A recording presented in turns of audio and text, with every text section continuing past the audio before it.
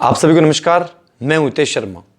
पिछले 2 दिनों से एक खबर लगातार सोशल मीडिया पर, इंटरनेट पर और टीवी पर वायरल हो रही है। इस खबर के अनुसार केरल में एक गर्भवती हथनी, जिसकी उम्र लगभग 15 वर्ष रही होगी, वो जंगल से पास के गांव मुल्लापुरम में इस आशा और उम्मीद के साथ आती है कि वहां उसे कुछ खाने को मिलेगा, इंसान उसकी मदद करेंगे, जिससे उसका भी पेट भरेगा और उसके पेट में पल रहे बच्चे का भी पेट भरेगा। लेकिन उसे यह नहीं पता था कि इंसान समय के साथ अमानवीय होता जा रहा है। किसी एक इंसान ने उसे बारूद से भरा हुआ एक नकली फल खाने को दे दिया। जैसे ही उसने उस फल को चबाया, एक जोरदार विस्फोट हुआ, जिससे उसकी सूंड और उसका जबड़ा दोनों फट गए। वो इस चोट से परेशान होकर नदी की तरफ दौड़ी। वहां जाकर उसने अपनी सूंड और अपने जबड़े को पानी में डुबो दिया। कितनी पीड़ा, कितना दर्द रहा होगा। 3 दिन तक वो वहीं इसी तरह खड़ी रही। वन विभाग के लोग वहां पहुंचे, उन्होंने उसकी मदद की, लेकिन कोई फायदा नहीं हुआ। 3 दिन के बाद उसकी मौत हो गई। एक बेजुबान जानवर। आप सोच के देखिए कितना दर्द हुआ होगा। केरल, जिसे भगवान का राज्य कहते हैं, जहां सबसे ज्यादा शिक्षित लोग रहते हैं, पढ़े लिखे लोग रहते हैं, वहां कहते हैं कि इंसान और हाथी एक दूसरे के साथी हैं, एक दूसरे के दोस्त हैं। सामाजिक कार्य हो, आर्थिक कार्य हो, धार्मिक कार्य हो, हमेशा एक दूसरे की मदद की। दोनों हमेशा एक दूसरे के पर्याय रहे हैं। इस समय मुझे याद आ रहे हैं दक्षिण अफ्रीका के लॉरेंस एंथनी। उन्होंने हमेशा पर्यावरण की, जानवरों की, प्रकृति की और ऐसे विलुप्त होते इंसानों की मदद की। समय पर उन्होंने अपना पूरा जीवन इसी काम में लगाया। कहते हैं कि जुलूलैंड, जहां एक रिजर्व पार्क है, वहां हाथियों का उत्पात बढ़ गया और इंसान उन्हें मारने वाला था। लॉरेंस वहां गए। उन्होंने अपने प्रेम से, अपनी करुणा से और अपने विश्वास से उन हाथियों का दिल जीता। उनके मन में इंसानों के लिए एक बार पुनः विश्वास पैदा किया और एक बार पुनः हाथी और इंसान दोनों दोस्त बन गए।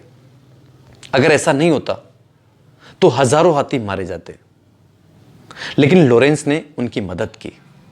इसी तरह 2003 में इराक पर जब अमेरिका ने हमला किया, तो बगदाद में जो चिड़ियाघर में जितने भी जानवर थे, उन सब की मदद लॉरेंस ने की। एक महत्वपूर्ण बात, 2012 में जब लॉरेंस की मौत हुई, तो 112 किलोमीटर दूर जंगल से हाथियों का एक झुंड उनके घर पर आया। 2 दिन तक भूखा प्यासा उनके घर के बाहर बैठा रहा। शोक और दर्द में उन्होंने 2 दिन बिताए, जैसे उनके झुंड के किसी सदस्य की मौत हो गई हो। और 2 दिन के बाद वापस वो अपने जंगल चले गए। लेकिन आश्चर्य की बात यह है कि 112 किलोमीटर दूर उनको यह कैसे पता चला कि उनका साथी मर गया है? किस तार से, किस टेलीफोन से, ऐसा कौन सा संकेत था? उनके आपस में दिल के तार जुड़े हुए थे। यह ईश्वर का चमत्कार है। इसे कहते हैं आपस में दिल का रिश्ता। इतनी दूर उन्हें पता चल गया और वहां से सब चलकर लॉरेंस के घर पर आए।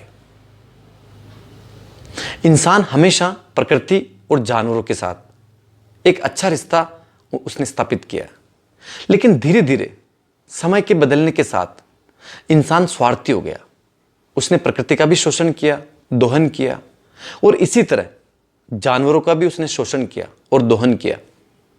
भारत में एक समय ऐसा था जब हर परिवार में, हर घर में एक पालतू जानवर हमेशा रहता था।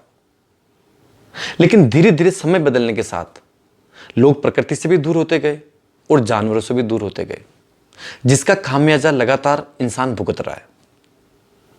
आप ऐसा सोचें कि जो केरल में हुआ वैसा आपके साथ या आपके आसपास नहीं हो रहा है, लेकिन थोड़ा बहुत वैसा हो रहा है। गाय, जिसे हम मां के रूप में मानते हैं, पूजते हैं, लेकिन आपने देखा वो हमारी फेंकी हुई प्लास्टिक की थैलियां लगातार खा रही है, उनसे उनकी मौत हो रही है। हजारों गायें इस तरह से मर गई। क्या आपने कभी कुछ किया? आप भी इसके दोषी हैं। अगर आप अपने आसपास इस तरह का सुधार करते हैं, परिवर्तन करते हैं, जिससे जितने भी जानवर हैं उनकी जान बच सके, उनकी रक्षा हो सके, तो आप कोशिश करें। आप अपने जीवन में प्रकृति के लिए और जानवरों के लिए लगातार कुछ करते रहिए। आप एक कोशिश करें कि जो भी हानिकारक है वो जानवरों के पास ना पहुंचे। हर व्यक्ति अगर अपने आस पड़ोस में ये जिम्मेदारी ले ले तो आने वाले समय में हमारे जानवर हमारे फेंकी हुई चीज़ों से बच सकते हैं। जितने भी हानिकारक चीज़ें उन्हें या तो आप जलाएं या एक जगह कचरे के रूप में इकट्ठा करके फेंकें, ताकि हमारे जो जानवर हैं वो उनका सेवन ना करें। वरना आप समय के साथ देखेंगे जितने भी जानवर आपके आसपास हैं वो आपकी द्वारा फेंकी गई चीज़ों के कारण मर रहे हैं। ये हमें सोचना होगा। अपने बच्चों को ये सिखाएं, प्रकृति से प्रेम करें, जानवरों से प्रेम करें, उनके साथ उनके लिए करुणा का भाव रखें, उनकी मदद करें।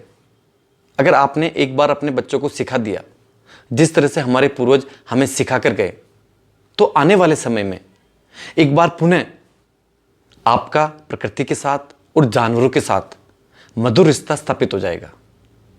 आपने मुझे प्रेमपूर्वक सुना, उसके लिए धन्यवाद।